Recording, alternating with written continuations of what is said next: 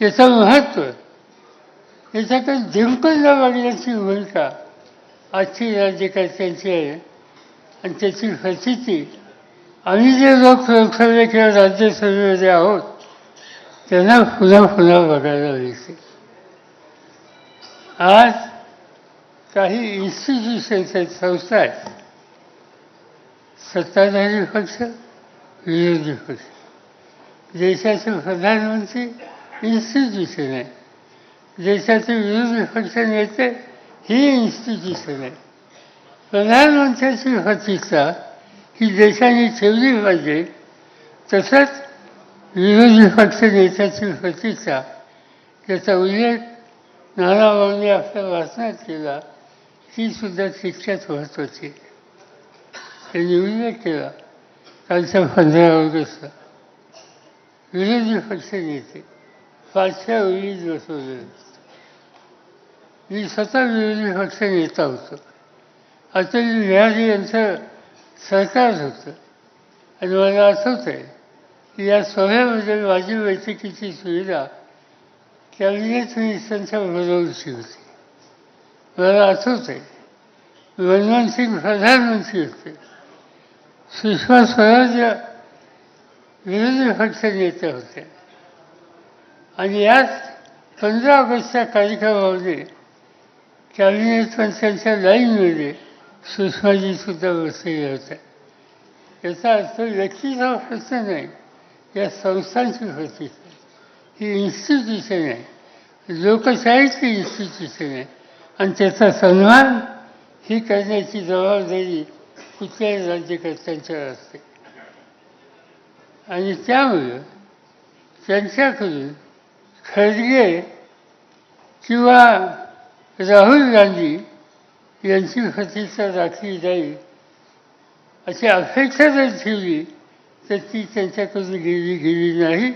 आणि त्याचं महत्त्वाचं कारण या लोकशाहीच्या संस्थांच्यावर, पद्धतीच्यावर यत्किंचितही विश्वास नसलेले राज्यकर्ते आज देशाच्या सत्तास्थानी बसले.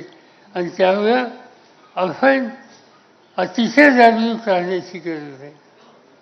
महाराष्ट्र सरकारच्या संबंधीची निवडणूक आज आता 2 महिन्यात आपण जाणार आहोत. मगाशी कोणतं सांगितलं 3 महिने. 3 महिने खरं नाही, आपल्याला त्याहीपेक्षा कमी दिवस आहेत.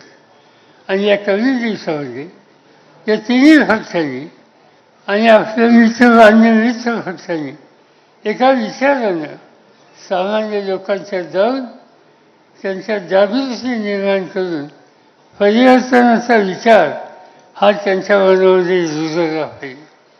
महाराष्ट्राचं चित्र बदलायचं असेल तर इथलं सरकार बदलल्याशिवाय गत्यंतर नाही.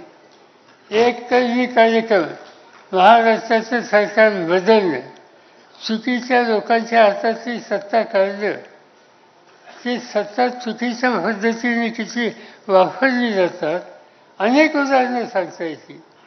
मी बाळासाहेब थोरात असतील,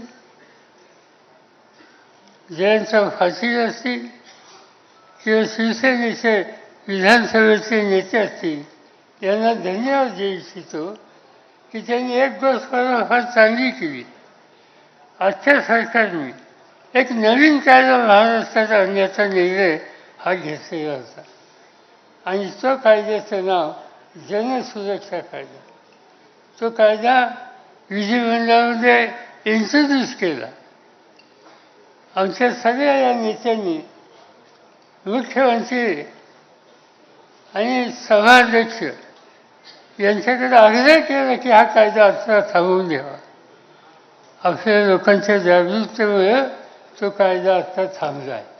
काय कायदा? कायदा असा आहे की त्या कायद्याने तुम्ही एकट्याने रस्त्यावर कुठेही निदर्शनं करायचं ठरवलं तर तुम्हाला अटक करून 5 ते 7 वर्ष तुरुंगात ठेवण्याचा अधिकार आहे. साधं निदर्शन केलं ते, 1 माणूस असो, 10 माणूस असो, 25 लोक असो, त्यांनी निदर्शनं केली तरी हा निकाल, त्याची तरतूद आजच्या या कायद्यामध्ये केली. आणि अशा अनेक तरतुदी आहेत की त्याच परिस्थितीमध्ये मूलभूत अधिकार हा उद्ध्वस्त